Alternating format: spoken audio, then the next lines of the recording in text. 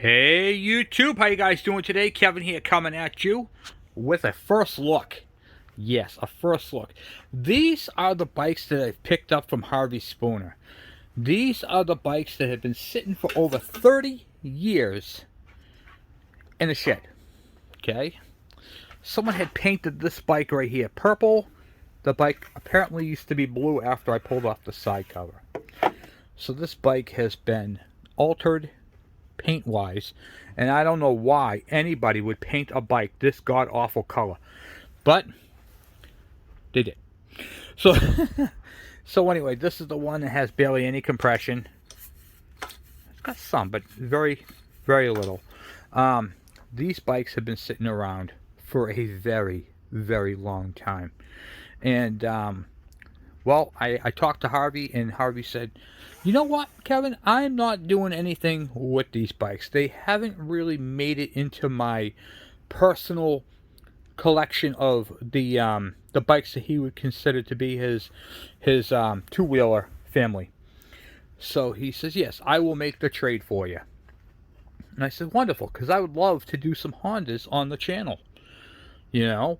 And he's like, yeah, no, I totally understand. So what you're looking at here of what I have so far to work with. So we'll start with this bad boy right here in the front, okay? This one right here, right off the bat, you can see that the headlight ears are folded over. It's missing a handlebar. The throttle's missing. The brake cable's missing. The brake mechanism is missing. Oh, it's still got the little piece in there. That's good. And these bikes right here would be considered junk, scrap, abandoned, barn find, left to rot, left to die. I mean, clearly they haven't ran in 30 plus years. Now, he said he bought these about 30 years ago from a guy, and that he brought them home. He got them for a hell of a deal. I think he said he paid like $150 for the pair. And I mean, that's a pretty substantial amount of money right there. I mean, that's two bikes. One's missing the engine, but there's a lot of parts on this thing. Even though the tank is dented right here, okay, it still has the air filter assembly. The tank is clean on the inside. It's got the handlebar mounts. The handlebars are straight. The ears are fine on the front. The fender's good. The back fender's junk, but that's okay. We've got the mechanism right here that is for the brakes. So we have to unseize that or move it to where it's got to go. But I mean, it's got the shock. It's got the proper bolts. It's missing the tensioner on the wheel, but this one's got wheel tensioners here, so we can mark those up. It's got the brake mechanism here, the rod nice and straight. I mean, so between these two bikes, we could make one good running bike. With no problems, except for a headlight. We don't have a headlight. So, right off the bat, I did a video and I explained these, and some of you guys have sent me up some parts. And well, I want to take a look and show you guys what some of you guys have sent up, you know, what some of my subscribers have sent for these builds. Now, these parts that they had kicking around, they know nothing about, and they were just kicking around and they weren't using them. So they said, Kevin, I'm going to send you up some care packages, and we want you to have the parts for your builds. So originally, when I talked to Harvey Spooner, I thought I was going to get this bike right here running only, and then that right there would be parts for this bike. That didn't turn out to be the case, because one of you guys sent me up that wheel, that engine. I cleaned the carburetor already in the ultrasonic cleaner. It's not perfect, but some of the stuff came off. This motor doesn't have very good compression either, so we have to go through this one as well. The side cover, forks, a complete exhaust. Now, you want to see something? You want to see something cool? When you're doing these bikes, it's really the small stuff that matters. Okay, the small stuff, the insignificant stuff that you don't think about, is what matters. So, let me show you. So when they pulled that bike right there apart, the yellow one, okay, there is a bracket that goes right here and holds up the exhaust. It's completely missing. So if you got an exhaust system, and I I wouldn't know that it needed the bracket unless I had this bike right here. You can see the bracket right there. Okay. The exhaust he sent me up has the shields and the bracket. So I could easily bolt that right onto the bike. So I just want to say thank you for that. Those are awesome parts and pieces. Another one, noticed, and this is how you guys like details, okay? First off, I didn't know that this piece right here was broken or bent, okay? And he noticed that in the video and sent me a screenshot of it. Don't make sure you check that because that's important. It folds over. I know some of you guys who watch these videos are really, really into these bikes, and that's why I appreciate when you guys send me emails, what you guys notice, because it helps out, you know. I'm like, oh, okay. Well, I would have found that, but it would have taken me a little while because I wasn't really looking for it. You know, how often do you see that broken off? And also, the same person says, Kevin, you're missing the air filter boot, so you might have to get a whole air filter assembly, but let me see what I got.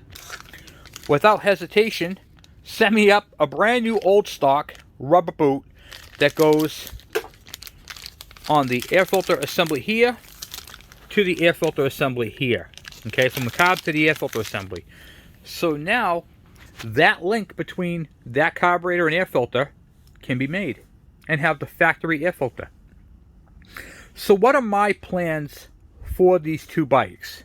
Okay, because clearly now I have a different direction than I originally had. Okay, so my direction has completely and ultimately has changed, and obviously for the better. So that bike right there is missing an ignition coil. This one has an ignition coil. So what we're gonna do is we're gonna rob parts from one to the other, and in some cases back again. We're gonna diagnose the low compression on this motor. Okay.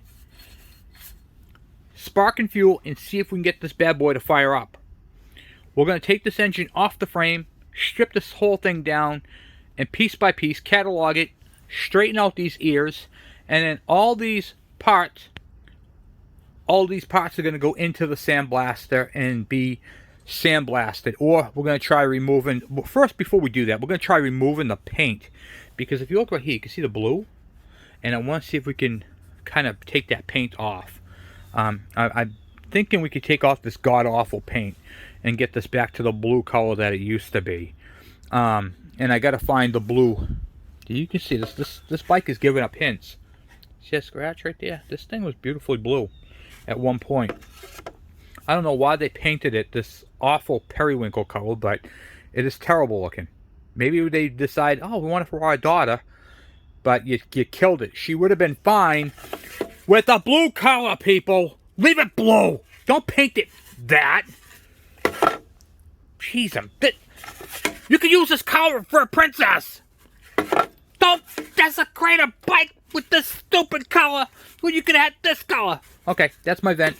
Anyway, so this bike right here was missing a wheel, and two of you guys sent me up 2 wheels. Well, this one came with that motor, and then this wheel right here and the brake system came from another person. You know, so we're getting some parts. And thanks, I really appreciate these donations. These have been a huge help. We're not going to be working on these bikes right away. We have a few bikes that are ahead of them, like Elvin's bike, which we're going to be working on really soon, and we still got to split the case. But this video right here, I put these bikes on the rack to show you guys what we're dealing with and what came in. So these bikes right here are going to be, we're going to build these things. They're going to take a little bit of time. They're going to be a little bit time consuming because we don't want to rush. We want to make sure that we're doing these absolutely correct and the way they're supposed to. And like all bikes, I ordered a book, a manual. This motor right here, I want to talk to you guys a little bit about. This motor right here has got some damage. Okay? So they drilled a hole, which is a no-no, guys. Don't do this. If the shaft is stripped out, buy a new shaft. Okay? But before you do that, check your tightness of your bolt. This shaft is way turned down. And they drilled a hole. I don't know if you can see the hole or not. But they drilled a hole right there all the way through so they could put the bolt through it. And that is a terrible idea. Don't do that. You just make things worse. You don't make things better. And then on this side over here, the shifter shaft looks like it didn't meet the fate of a hole being drilled through it, but it's definitely not a very good shaft. So this engine right here is going to have to be split in half. Split the case. We're going to go through the whole thing, but we're going to get it running first. Okay, we're going to get this thing running before that happens. All right, actually starting to build compression. Huh. Yeah, we got some stuff going on, so we're going to have to figure that all out. But regardless, we'll get into it. And then, of course, the same thing with this one. Now, this one right here, I don't really know because it's missing the flywheel. So we're going to rob the flywheel off this one for now and put this flywheel on that engine. See if we can get that engine running first because it's in way better shape. I did order a Kickstarter for it, so I'm waiting for that to come in. And then pretty much when that comes in, we'll see if we can get into just doing that motor. We'll throw that motor on the engine stand and see if we can get that fired up without the bike. Alright, so we'll try doing that. This one has the coil and the mount. I need another coil. This mounts up underneath the seat. And there's a bracket right here that's missing, which is actually on this bike. And looks like it was a fuse holder of some sort at one time. I'm not really sure, but we're going to get into all that and what's involved. So anyway, guys, this is a first look at what came in from Harvey Spooner. And look, it's just got the tail light. A nice tail light, by the way. The fender's junk, but you can get these fenders pretty cheap. They make retro chrome fender kit. It comes with the fender, the front fender, and the cover right here. I think it's like 75 bucks. And I got to figure out which chain guard. But other than that, this bike is not going to be in bad shape. Look at that, guys. It still has a decal on it. You know, it's pretty neat that this thing survived all this time and it wasn't scrapped. And, you know, a lot of people are like, oh, Harvey Spooner's got a bunch of hoarded, you know, bikes and stuff like that. Yeah, but a lot of people would have thrown this away. You know, this right here would have been crushed metal, and it would have been junk. So, because Harvey saw potential in it, whether he could do it or didn't want to do it or whatever the case may be, he saw potential in it and rescued these two bikes. And now we have two bikes that are now, you know, 30 plus years later, they're gonna see the, you know, they're gonna see the road again. They're gonna run. They're gonna be blowing smoke. They're 4 strokes, they're not 2, but that's okay. We're going to love them and put them in our hoard anyway. So, anyway, guys, thank you for watching. Thank you for hanging out with me and checking these out with me. So, I will talk to you guys later. If you guys, don't forget to join me tomorrow in Two-Stroke Tuesday. And, of course, we're going to be talking about these a little bit. So, and the other thing, we got the other bike out there, the RM. So, we got some cool stuff to talk about. Anyway, guys, thank you for watching, and I'm out!